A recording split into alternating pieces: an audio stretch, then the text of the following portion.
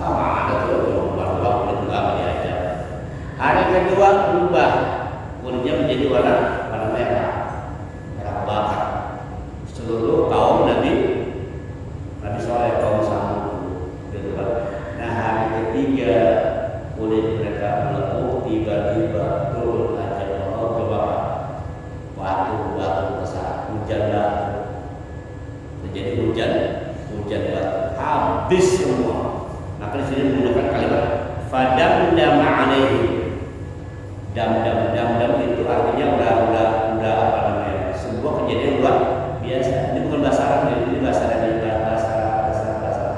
bahasa dam. Kalau sudah pernah kata dam, berarti ini sebuah musibah yang sangat besar. Diturunkan sebuah apa? Ajab berupa hujan batu. Fadamdama alaihim rabbuhum bidambihim. Maka Tuhan membinasakan mereka disebabkan dosa mereka. Allah berkata kepada mereka, maka Dia membinasakan mereka hingga semuanya hancur dan nggak ada satu pun tersisa dari umat Samud. Kaum Samud semuanya hancur. Semua nabi-nabi umatnya itu dihancurkan oleh Allah ketika memang sudah tidak mau beriman. Nabi udah nyerah. Kalau Nabi sudah nyerah, gitu kan? Nah, masalah yang berlaku udah minggir, bang. Nabi Lut begitu juga. Kenapa lo? Udah nggak buat ya Allah, udah capek saya. Ini umat saya udah minggir, dihancurin Allah. Gitu. Jadi semua ajab, semua bencana yang Allah turunkan kepada umat terdahulu sebelumnya Rasulnya disikir itu. Nah, makanya umat akhir zaman Nabi Muhammad itu Allah berjanji Allah itu tidak akan beradab selagi ada Rasul di situ. Selagi ada Rasul di situ. Nah, zaman sekarang bagaimana cara kita menghindar azab Allah Subhanahu wa taala? Dengan banyak kita menyebut kepada Rasulullah. Makanya orang-orang yang rajin bersalawat kepada Rasulullah Allah jaga. Inna Allah ya'nibu wa anta fihim. Allah itu enggak ada niat mau mengajab kamu selagi kamu ada di situ. Ada di situ kalau sekarang bukan dalam bentuk fisik, secara fisik Rasulullah sudah wafat secara fisik, tapi secara rohani Rasul tetap hidup. Makanya para syuhada dan sebagainya mereka tidak meninggal, balhum ahya, mereka hidup, cuma tidak ada.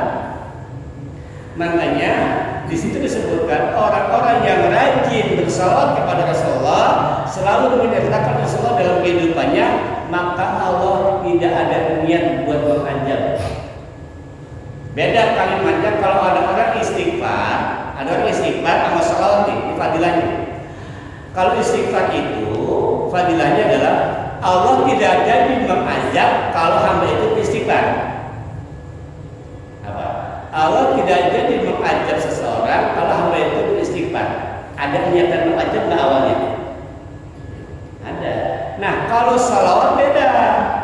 Allah tidak punya niat untuk mengajab. Beda tuh bahasanya.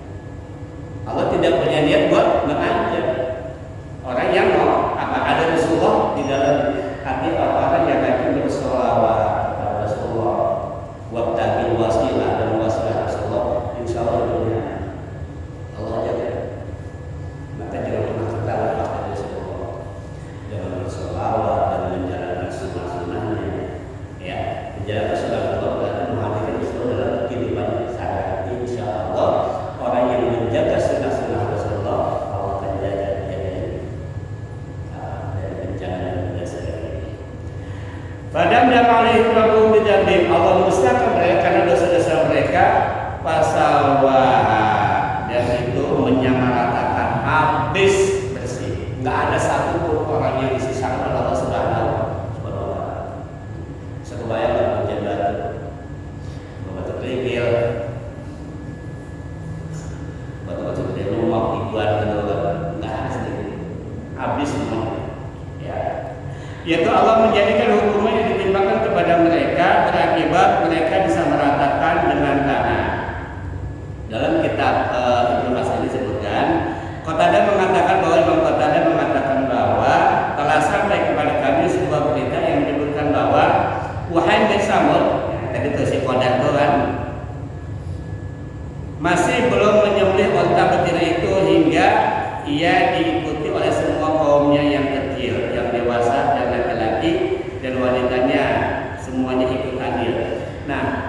kenapa mereka semuanya dibantai oleh Allah, dimusuhi oleh Allah, padahal yang membunuh cuma siapa? Yang membunuh cuma si Qadar. Karena mereka jadi supporter. Paham nggak nih? Jadi ketika onta itu sedang disiksa, gitu kan, mau dibunuh, ayo, kamu bisa, ayo gitu. Karena seluruh kaum Saudi itu apa? Mensponsori atau apa? Jadi apa? Supporternya tepuk tangan, malah mendukung matinya itu. Akhirnya karena mereka itu andil, dihabisi semua oleh yang tua, yang muda. Kan aja kalau udah tua udah kagak lihat orang punya tangga. Aja kalau sudah tidak lihat orang punya tangga pasti kebagian semua. Pasti kebagian semua. Masalah matinya bagaimana itu sudah tahu Pak. Itu sudah tahu. Jadi begini. Makanya dibilang satu rumah saja orang kalau tidak sholat satu rumah kebagian atas. Bukan dosanya ya, tapi apa sih? Padahal dulu ada seseorang orang kaya, soleh luar biasa, ya kan? Soleh luar biasa, hartanya banyak. Itu tiap hari selalu ada aja kejadian, ada aja musibah. Padahal dianya rajin ibadah, istrinya rajin ibadah, anak-anaknya rajin ibadah, baca Quran puasa luar biasa, rajin ibadah semua. Cuma setiap hari ada aja kejadian yang bikin gak enak. Begitu diteliti, ternyata di antara orang-orang yang ada di dalam rumah itu ada satu pembantu yang kagak sembahyang. Gara-gara ada satu orang pembantu yang bukan darah daging tinggal di situ tidak sholat, itu rumah kebagian atas. Rumah kebagian atas. Makanya kalau rumah kita kadang begini begitu, coba cek jangan-jangan rumah ya tidak sholat itu. Contoh. Jadi bukan dosa apa satu lagi. Nah, Allah itu ketika menurunkan azab, contoh kemarin kayak tsunami kah, gempa bumi kah, gunung meletus kah, gitu kan, misalnya ada banjir bandang, gitu kan. Nah dipikir kali ada rumah Pak Ustaz, rumah kiai gitu kan, orang soleh, hilang air dingin. Kira-kira air belok nggak? Ya enggak, terabas tapi sih. Itu sudah tahu. Sudah. Artinya apa? Akibat perbuatan orang sebagian orang maka seluruhnya akan kena azab Allah Subhanahu wa Ta'ala. Hingga ketika dia mati dia boleh Allah terkena masing-masing. Cuma ketika Allah mengajak, Allah itu luar biasa sabar. Bahkan dalam beberapa dalil dikatakan bahwa kenapa Allah belum mengajak kaum itu?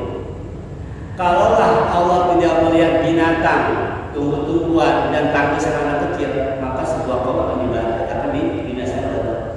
Karena Allah masih lihat binatang-binatang, masih lihat ayam, lihat kambing, lihat sapi yang masih butuh makan, lihat anak kecil yang masih butuh susu.